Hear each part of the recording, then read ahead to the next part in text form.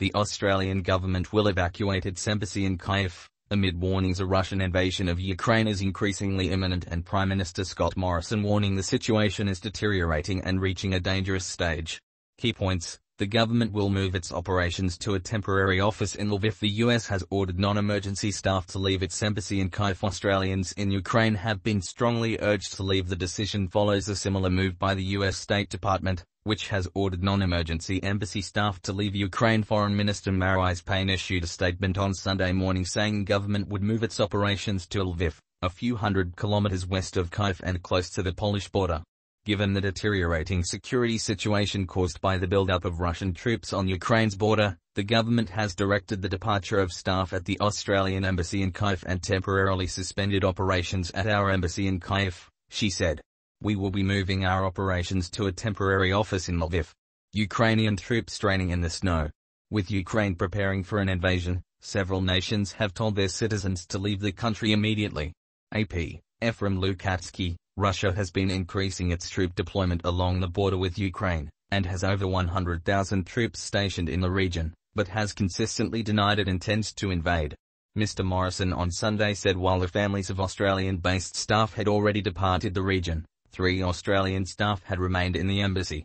I want to thank particularly those 3 Australian-based staff who have been there supporting in a consular way the many Australians, many of whom are joint citizens, dual citizens, who are in Ukraine, he said. But the situation, as you are all hearing as well, is deteriorating and is reaching a very dangerous stage. And I want to send a very clear message on behalf of Australia, a liberal democracy who believes in freedom and the sovereignty of states, not just in Europe, but in our own region as well, that the autocratic, unilateral actions of Russia are considered to be threatening, and bullying Ukraine is something that is completely and utterly unacceptable. Senator Payne on Saturday again urged all Australians in Ukraine to leave the country, warning security conditions could change at short notice. We have urged all Australians to leave Ukraine immediately, and the Department of Foreign Affairs has continued to reach out to contact Australians to reiterate that travel advice, she said. Marise Payne sits in front of a desk, a severe expression on her face. Marise Payne says she has directed staff at the embassy in Ukraine to leave. ABC News, Ian Cutmore. We continue to urge Russia to remain engaged in reciprocal diplomatic dialogue on what would be an extraordinary unilateral action. We support Ukraine's sovereignty and territorial integrity. We support a unified European and NATO response. And we are standing together with Ukraine at this very difficult time.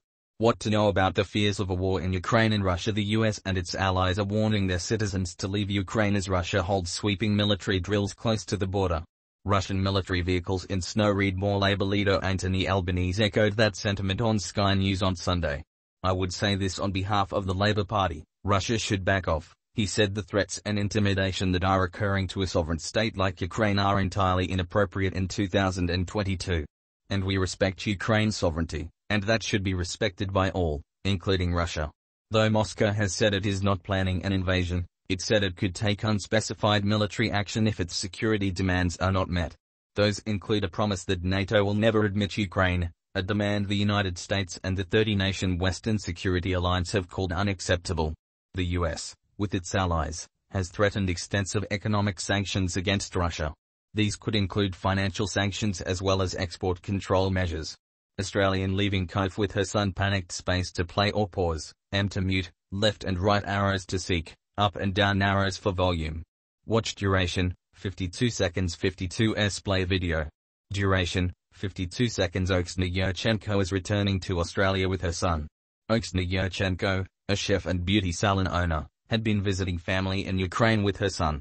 Speaking from Kyiv's Boryspil airport, she said she was encouraged to live by family back in Australia. We were planning to stay a bit longer, but this situation is a bit scary, she said. I am traveling with my child. It is scary, yes.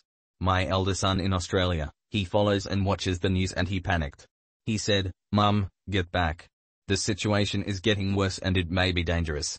So yes, we have panicked.